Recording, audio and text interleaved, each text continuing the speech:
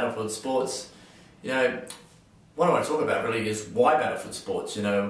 What is it about our technology that makes it fantastic for commercial operations? Who's it for? Probably who's it not for? Battlefield Sports is really about running a practical, viable, indoor or outdoor laser tag business. Right? Generally, but not always, with an army theme. Certainly does a good sci-fi theme as well. We've got different models for that. But we're definitely commercially oriented. What does that mean, commercially oriented? Well, it means that the focus is on technology that is easy to use, is technology that delivers a fantastic gaming experience for the general public. It's technology that does it in such a way that the staff to player ratio is as favourable as possible while not degrading the player experience. That's always been a very important thing. We understand that we're about delivering a fantastic product for people to buzz about, yet do it in such a way that staffing is limited, so we're very, very efficient. This is quite different. If you're looking for a system that is really more hobby orientated, they're not really interested in those sort of things. They're really interested in maybe some really sophisticated missions, but not interested in how many people it's required to run it and those sort of things. Well, Battlefield Sports is not the place for that. I've run commercial operations since 1999, 15 years running outdoor and some indoor locations. And I've been around the world and visited lots of sites and got lots of emails and phone calls and so forth. And that has really helped to evolve the product.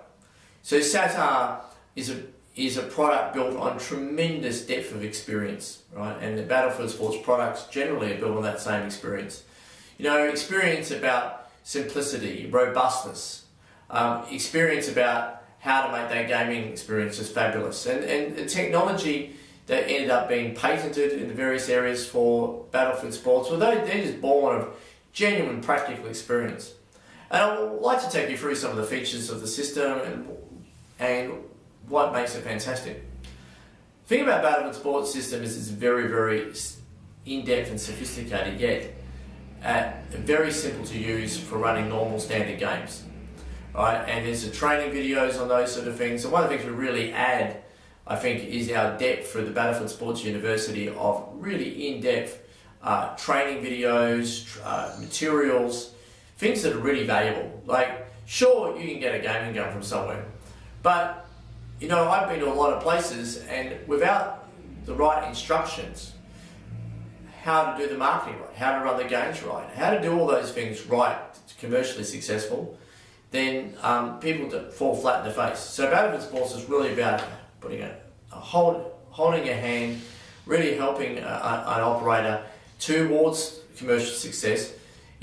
I think the greatest benefit is that we've made a lot of mistakes, right? And we've learned a great deal from our mistakes. One of the things that I found commercially, and that's what we're really about, is that you need to be really a mainstream product. What does that mean? Well, it means not on the extreme, right? We don't go extremely soft and we don't go extremely hard. SATAR is capable of going in broad aspects from a laser tag to Battlefield Live simulation, but essentially its core is in the mainstream. And the mainstream is about running events that run on time. The events that are easy to understand, yet compelling and fun. And the game that you really want to run for that, nearly always, is domination. And we've added a lot into the domination style game technology over recent years. We've also added a great deal into the zombie technology. The recent release of 2.0Y, having melee zombie attacks and really doing zombies really well, that's really popular. And you get really high throughput with that, with actors and props, and having it as a challenge, people to get through. And I've done videos that you talk about how to run zombie games, but certainly that is in there. Now, the key feature, of course, is our patented head feedback system, right? The head feedback system is when your gun, if you're shooting at somebody with one of your guns, right, back through the radio system, your gun tells you hit them, tells you killed them. Now, that's unique to Battlefield Sports in an outdoor environment, because this is a turnkey solution, right? You can turn it on and it works. And so you can go traditional indoors with a big install and that will give you a hit feedback system too. But it's not a simple turnkey solution that you have nothing to install. You literally, there's a key, you turn it on and it works. It provides that feedback system straight up on the shooting gun. Why is that important? Well, we found that previously this is the experience is that people didn't know they're getting anybody. Even if you've got hit lights, look, in the sun or at distance, very hard to tell if you can see that light or not. We have hit lights, of course, but much better to get the hit feedback right on the shooting gun. And then that allows us to provide real-time statistics, how many hits you made, how many kills you made, if you're running laser tag theme, how many deactivations and tags you've made, your accuracy percentage, and all that in real time. No complex download at the end. You don't want that. A download at the end will slow you up. A scoreboard where they're going all their stats at the end will slow you up. You don't have time. My experience commercially is that running on time is important, and you want to turn your games around as quickly as possible. So you've got to keep it simple, right? Apply the KISS principle. It's vitally important for commercial operations. Other things that are really cool, like on the gaming gun. This is a Spitfire, just so you know. It's got a red dot, not particularly exciting, that's to aim through, but this red dot is actually wired right into the main board. It's integrated, so as soon as the gun's turned off, the red dot turns off. That saves for those pesky batteries that always go flat, right? I don't know everyone else uses them, but we don't. We've got an integrated red dot. The red dot does our simulation of recoil. So when you shoot, the red dot disappears for about a second. Depends on the emulation. Different weapon layers, different recoil values. All right. So that's integrated as well. It also flashes twice when you hit them, and flashes 4 times when you kill them. So that's also unique and part of our patent. So that's something from Battlefield Sports you can't get anywhere else because that's covered by our patented feature. Here, a gun sensor. Now, this is standard with Battlefield Sports, right? We actually have a gun sensor here. You don't get that with the other suppliers as standard usually. Also has a head sensor, front and back, right? Fully integrated, connected by a cable. I truly believe that the cable is the best way. I know you can get a Bluetooth things with a separate head sensor, but seriously, when you've got 100 gaming guns floating around and players going everywhere, there is no chance that all the sensors are going to come back after every game unless it's attached. They need to be physically attached, and you don't want a separate power supply in here. You want to charge once off the back, right here, put that in, charge it. One battery, big battery, runs everything, right? You just don't want 2 sets of batteries and continuously trying to pair up your head sensor. So it's got to be like that. You really do need a gun-mounted sensor. Look, without that, they're going to be blind firing. It really wrecks the game. We used to have that years and years ago. It's been standard with Battlefield Sports. It's interesting, if that hit feedback system with the RF, that is standard. It's not an optional upgrade. Right? We believe that the product that you deliver to your end customers, your gamers, has to be the best it can possibly be. Right? That's what gets them buzzing, and you don't want a second-rate experience. So you really need that as standard. Head sensors, I believe the head sensor is the way to go. You can mount these on a vest, that's fine, but every time I see it on a vest, I know and I see it doesn't work properly. Because the problem is that people can look over the top of cover, right, and they can see the other guys, they don't have to put their heads down.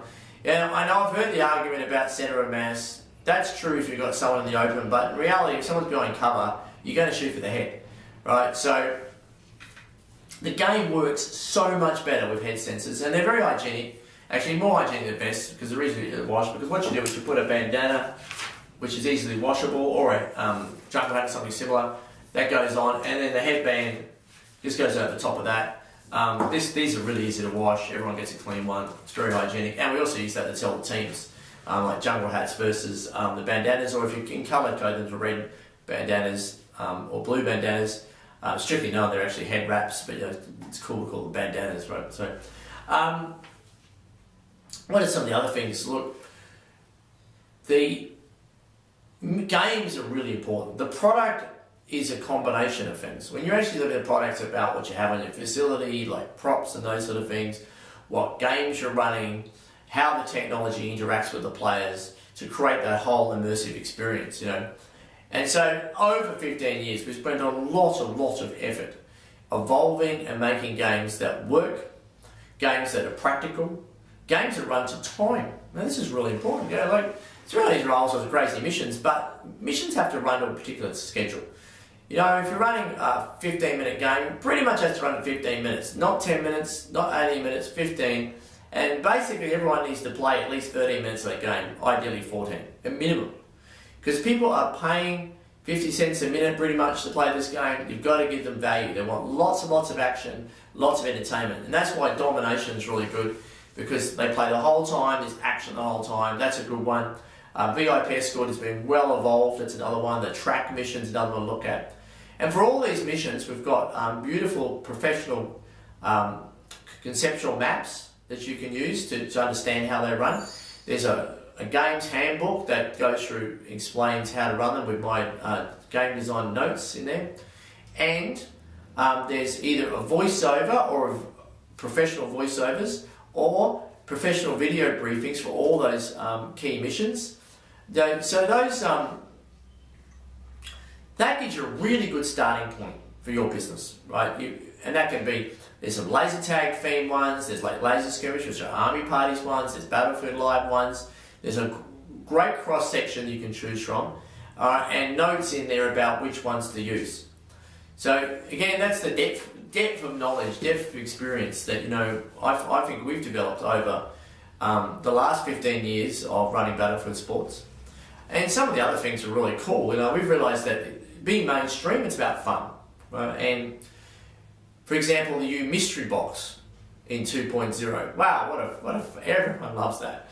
You go up to the box and you push it, you don't know what weapon emulation you're going to get. Could get a musket, could get a rifle, could get a machine gun, could get a pistol. All the different characteristics of those sort of things. There's 69 different weapon emulations. And, and they're locked with that for 90 seconds. And it's like everyone laughs and then cheers and, depending on what they got. And then should we wait another 90 seconds to get another one, or the guy's going to get us? Should we move on? Should we stick with what we've got? Ads is such a great element, The zombie games, 2.0 code and system, there's the armor upgrade box, like you're getting body armor, if you can get there, if you can get to the police station, you can get there to the an ammunition box, or you can try and get a better weapon emulation from the weapon box. You might get the infected, and then have to get to the cure box if you run the apocalypse version. There's so much to do with zombie games, which are really, really fun. And as I mentioned, the zombie head sensor, where you can do a melee attack with the zombies, they don't even need a gun. That's all you, and really exciting. But you get all this for Battlefield Sports. And more, a lot more. Royalty free.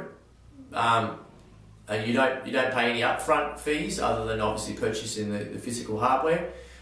You can use this technology royalty free, license free. In running your games, running your business, the way you see fit, and that really makes the return on investment really quite strong compared to some of the other options where you may well have some in laser tag industry quite often quite onerous ongoing fees. And commercially, we're looking at the total cost of ownership, not necessarily just the upfront. We are not the absolute cheapest out there. We can't be. We include incredibly well-made equipment. We include everything that you need as standard.